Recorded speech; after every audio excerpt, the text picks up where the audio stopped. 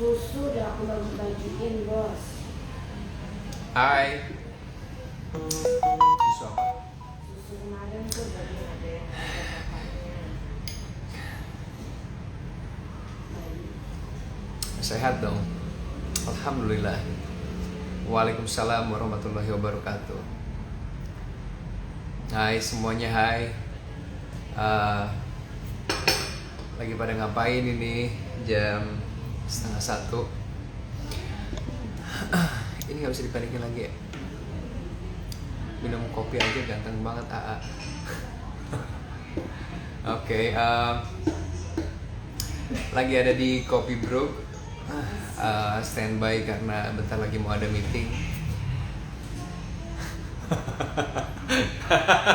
Secakep katanya. Nggak secakep ini mah.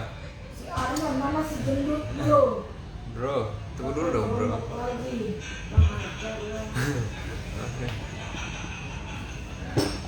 Iya, habis sholat zuhur tadi barusan kurusan karena sepedahan, terus juga karena mungkin kecapean juga.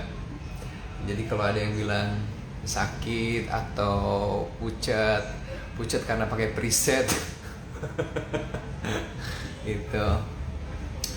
Kopi Brook ini adanya di Tebet Barat Dalam Raya nomor 20. Jadi buat kalian-kalian yang mau mampir silahkan mampir karena saya setiap hari ada di sini. Saya mau lihatin sama kalian ya situasi di depan seperti apa tuh. Oke. Nanti mau meeting lagi kita di Kopi Bro. Iya dong, harus dong. Oke, kalau ada yang nanya umur saya berapa, silakan searching aja di Google. Saya umurnya berapa tahun. Iya, oke. Ini saya mau ngomongin soal berita yang lagi banyak di luaran ya, yang bilang saya ini kurusnya pucat, terus juga beda banget sama yang dulu. Terus juga ada yang bilang saya pakai obat-obatan tertentu, ada yang bilang saya berpenyakit menular. Alhamdulillah, kalau saya pribadi saya ngerasa sangat sehat sekarang ini. Saya kurus karena saya sepedahan. Saya juga kurus karena mungkin kecapean, banyak kerjaan yang harus dilakukan. Jadi bukan karena sakit ataupun pakai hal-hal yang kurang baik ya. Gitu. Saya juga baru kehilangan ibu baru 1 tahun, 18 September ini setahun saya kehilangan beliau. Jadi mungkin secara tidak langsung berpengaruh pada fisik. Kalau dibilang saya tuaan ya pastilah saya tua ya, karena mungkin kalian lihatnya waktu saya syuting Genie Oh Genie kali. Gitu. Dan sebenarnya kalau masalah kayak tua segala macam kan masih bisa perawatan. Cuma saya bukan tipikal orang yang suka perawatan ke salon kecantikan, ke klinik kecantikan gitu ya. Saya bukan orang yang centil untuk merawat badan, karena saya lebih fokus pada makanan yang saya konsumsi, terus juga lebih banyak olahraga kayak sepedahan, kayak lari sore, lari pagi, dan lari dari kenyataan gitu. Terus gini ya, sebenarnya saya tuh nggak mau nanggepin tentang komentar-komentar yang lumayan pedas di luar sana, yang bilang saya berpenyakit, terus juga yang bilang saya pakai obat-obatan gitu. Saya nggak mau sebenarnya berkomentar, cuman makin lama kesini kok makin ganggu ya, makin menjadi-jadi gitu ya netizen ini.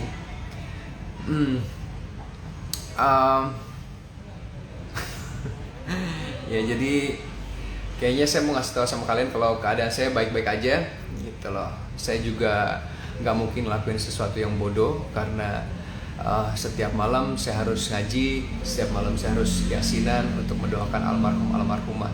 Jadi saya nggak mungkin lakuin sesuatu yang bodoh. Terus juga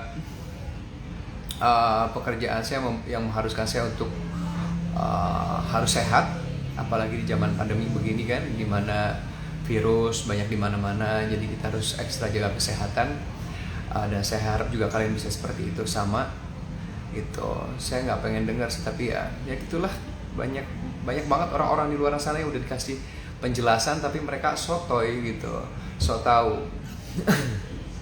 Gitu. Tapi ya bersyukur saya punya kalian yang memang baik, yang selalu mendoakan yang baik-baik gitu loh, yang menanyakan kabar saya, memang benar-benar tulus pengen tahu apakah saya baik-baik aja atau enggak gitu. Seperti kalian yang kalian lihat, saya nggak pucat ya, saya cukup seger gitu.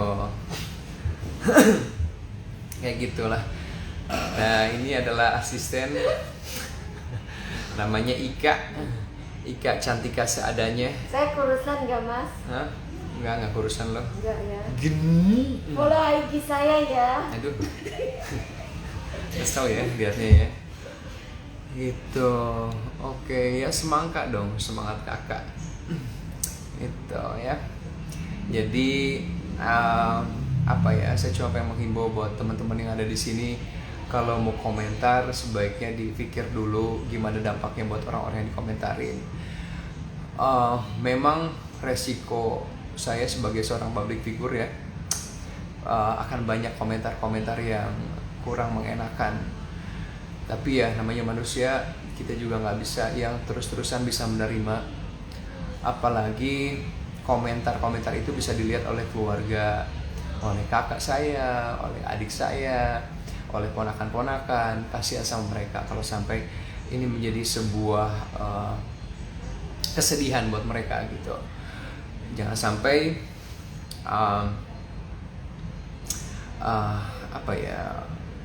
menyakiti mereka gitu. Susah buat saya untuk maafin orang-orang yang suka ngomong asal gitu tentang seseorang yang mereka juga nggak tahu keadaannya seperti apa yang sebenarnya ya. Itu saya tuh berusaha untuk menjadi orang yang jaga omongan, jaga sikap gitu. Kalau dibilang saya saya bisa aja balas komentar-komentar mereka dengan lebih menyakitkan, cuman buat saya buat apa gitu, toh juga nggak ada gunanya, nggak langsung bikin kita juga jadi banyak pekerjaan terus banyak rezeki kan, enggak gitu. Jadi ya mudah-mudahan teman-teman di sini nggak ada yang punya penyakit hati begitu ya gitu. Mudah-mudahan bisa jaga sikap, jaga ucapan juga. Apalagi kita komentarin orang-orang yang kita cuman lihat di foto, lihat di infotainment, lihat di podcast-podcast, di berita-berita online gitu. Saya nggak pucat kok tuh, nggak pucat gitu. Oke, apa? Gitu. Jadi ya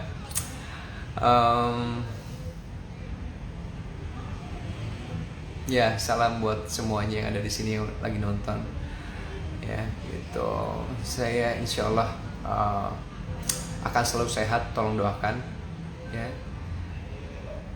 tolong doakan. Karena apa ya, saya tuh pengen balik lagi ke dunia entertain, cuman kadang-kadang kalau udah baca komentar-komentar yang negatif, yang cenderung ke arah keji, suka akhirnya jadi maju mundur karena saya tuh masih apa ya, saya nggak mau orang-orang yang saya sayangi merasa terganggu gitu. Saya pengen aktif lagi di dunia entertain, cuman yang gitu tadi, banyak orang-orang yang suka asal jeplak kalau ngomong gitu. Yang saya kadang-kadang bingung, kok ada ya orang yang apa ya, cuma ngelihat berita terus komentarnya kok begitu keji gitu. Sampai saya tuh sama orang tua diajarkan untuk selalu hati-hati kalau ngomong, hati-hati kalau berucap, hati-hati kalau bertindak gitu. Tapi di luar sana kok kayaknya mereka dengan ada zaman media sosial begini kayak dijadikan suatu wadah mereka untuk berkomentar, merendahkan orang-orang yang mereka gak kenal sebenarnya gitu. Terus kayak masalah urusan nikah apa segala macem gini ya, semua orang pasti pengen hidupnya sempurna, semua orang pasti pengen punya pekerjaan yang bagus, pengen menikah cepat-cepat, tapi kan tidak semua bisa kita dapatkan dalam hidup ini. Mungkin saya nikahnya telat, tapi saya dapat pekerjaan yang banyak sekali orang dambakan, orang pengen gitu. Jadi saya cukup untuk udah mensyukuri aja lah apa yang saya punya. Masalah nanti kayak udah nikah aja nanti nggak akan banyak omongan ABCD, menjamin kan? Nggak menjamin juga. Orang yang namanya punya penyakit hati, apapun yang kita lakukan pasti akan mereka ada celah untuk ngata-ngatain gitu. Ya gitulah. Jodoh ada tangan Tuhan, iya, amin. Gitu. Gitu. Ya saya tuh sebenarnya nggak pengen ngomong, saya bukan tipikal orang yang juga suka mengklarifikasi segala sesuatu berita-berita yang ada di luaran. Cuman kayaknya kalau yang berita kurus aja heboh, saya agak sedikit terganggu gitu loh. Orang-orang tuh banyak yang pengen kurus sebenarnya, tapi ini kok malah jadi narasinya kemana-mana gitu. Saya tuh sepedaan, jadinya ya kalau kurus ya wajar lah. Kalau makin tua ya wajar, saya juga bukan vampir. Saya juga nggak pakai botox gitu. Saya bisa aja pakai botox biar ini semua keriput hilang gitu. Tapi ya ngapain?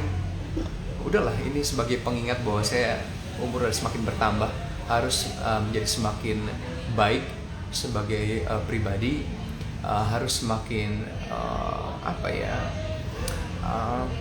ya berusaha untuk menjadi orang yang lebih dewasa gitu. Ya kan, saya juga yakin buat teman-teman yang ada di sini tuh pengen kurus gitu, pengen kurus karena biar baju nggak beli baru lagi, celana juga nggak beli baru lagi gitu. Saya pakai celana ini udah 10 tahun dan nggak pernah beli lagi. Baju saya juga yang lama-lama udah bisa dipakai lagi karena saya agak kurusan sekarang. Gitu. Ya, buat para teman-teman yang ada di sini, terima kasih atas supportnya, terima kasih atas segala doa baiknya, terima kasih karena udah mensupport selama ini. Buat orang-orang di luar sana yang masih punya penyakit hati, lebih baik cari hobi yang lain, hobi yang lebih menghasilkan, hobi yang bisa bikin kita beli handphone bagus, rumah bagus, mobil bagus gitu ya. Kayak gitu. Iya, yang bilang saya tua lah apa segala macem lah, ya mas, saya juga udah nggak muda lagi gitu.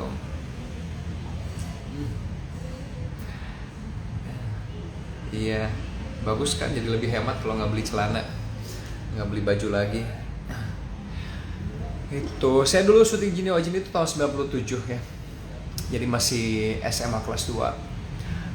Sekarang udah lama nggak muncul, terus tiba-tiba saya muncul kurus, dibilang lagi yang aneh-aneh. Sebenarnya ini kejadian udah yang kedua kalinya ya. Dulu juga pernah dari cabi terus kurus, ada lagi omongan yang nggak mengenakan gitu.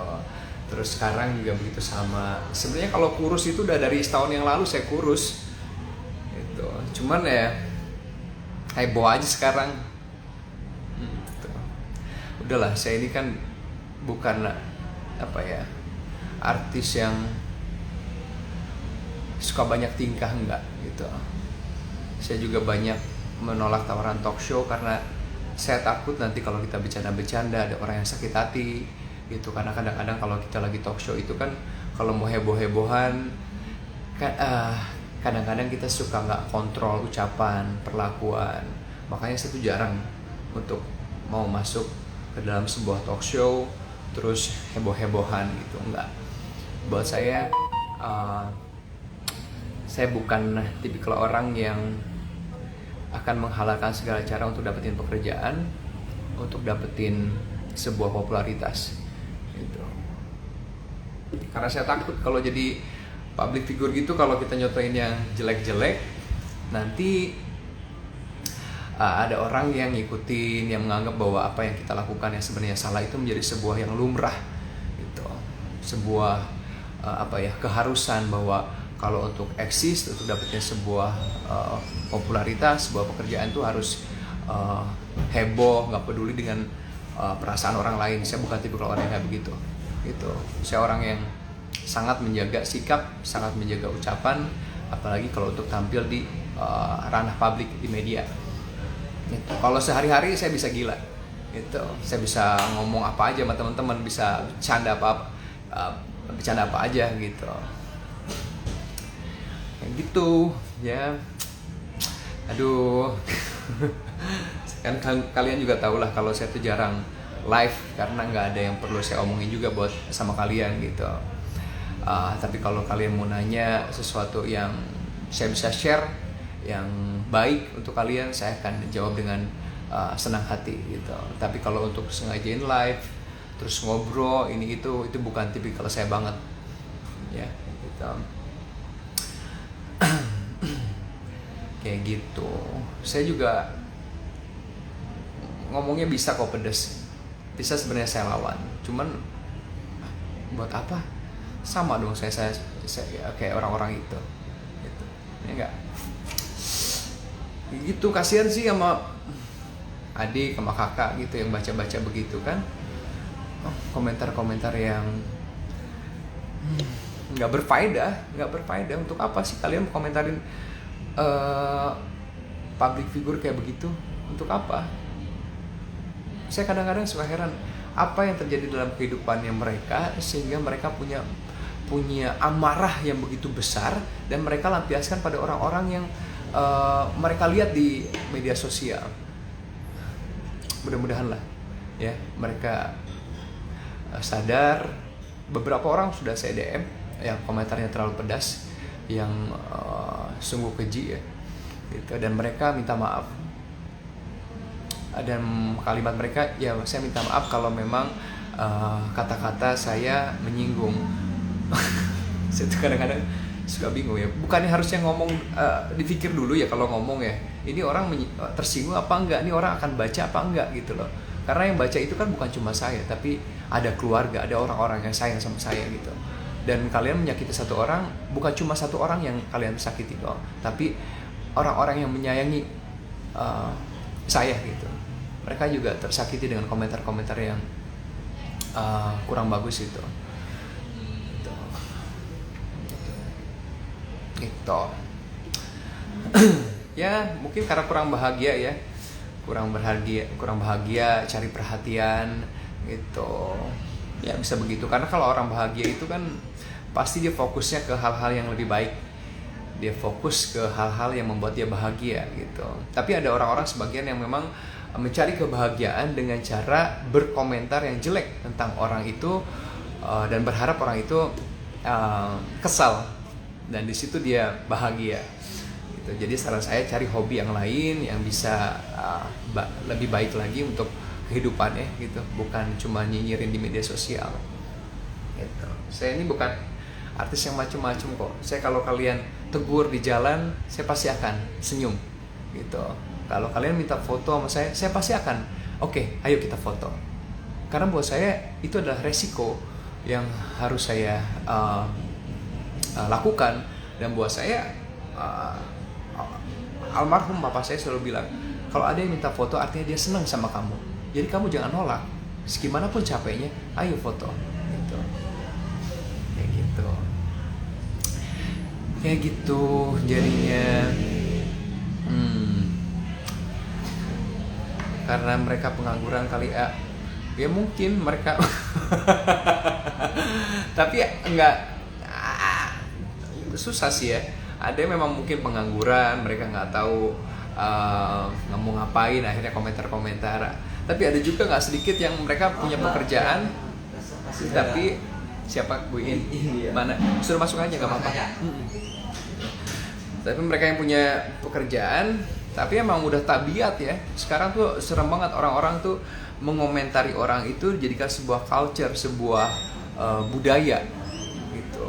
Budaya itu yang paling menyeramkan buat saya ya gitu. Jadi udah stop lah. Lebih baik kita fokus pada apa yang bisa membuat kita menjadi pribadi yang lebih baik. Fokus pada pekerjaan kita, biar kita bisa bantu keluarga, bisa kita menjadi lebih baik lagi, bisa membeli apa yang kita pengen gitu ya. Karena nggak guna juga kita berkomentar-komentar yang aneh-aneh. Ini bukan cuma buat saya, tapi buat orang-orang yang kalian lihat di media sosial gitu. Itu karena kadang-kadang kalau dunia artis ini nggak seperti yang kalian lihat, banyak gimmick-gimmick gitu.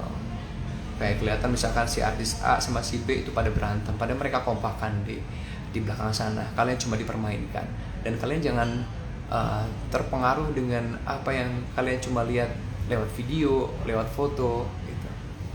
Anggap aja kalau buat saya pribadi gitu ya, ada konflik A, konflik B, konflik C tentang apa yang kita lihat di media sosial, anggap aja itu sebagai sebuah hiburan. Ambil hikmahnya gitu. Ambil hikmahnya bahwa kita jangan kayak begitu. Udah, that's it. Gak usah kita komentar-komentar yang jelek-jelek gitu. Lebih baik kita komentar atau kita mendoakan yang baik-baik, karena doa kita buat orang lain pasti akan berbalik juga buat kita. Kita mendoakan orang lain baik, artinya kita juga mendoakan diri kita baik gitu. Karena hidup ini pasti ada karmanya. Apa yang kita tanam itu yang kita petik. Itu loh. Ya. Oke, buat teman-teman, terima kasih banyak. Jadi nggak usah khawatir kalau saya baik-baik aja. Saya sehat, alhamdulillah. Tolong doakan. Dan saya juga doakan mudah-mudahan kalian menjadi pribadi yang jauh lebih baik, menjadi orang-orang yang sukses. Ya. Dah gitu aja paling. Terima kasih banyak udah nonton. Nanti kita akan ketemu lagi lain kesempatan. Assalamualaikum. Gimana yang dimatiin ya? Oke, ada show tuh. Lo, oke,